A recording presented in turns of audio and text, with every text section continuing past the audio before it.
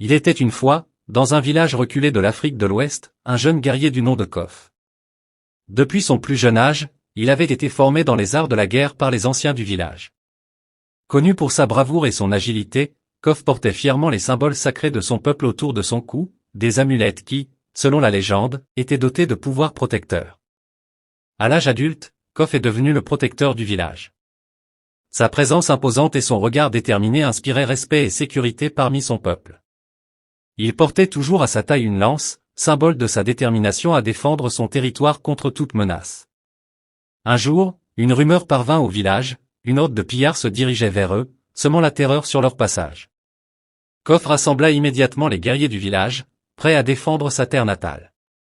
Le cœur de Kof battait fort, non par peur, mais par la certitude de sa mission sacrée.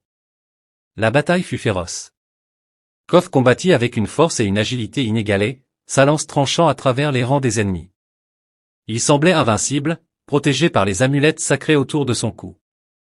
Son cri de guerre résonnait à travers la vallée, redonnant courage à ses compagnons d'armes.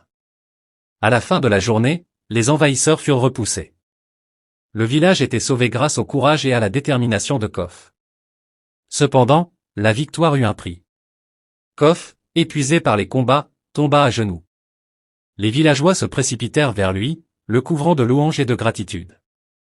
Bien que ses forces l'abandonnaient, Kof souriait, sachant qu'il avait accompli son devoir.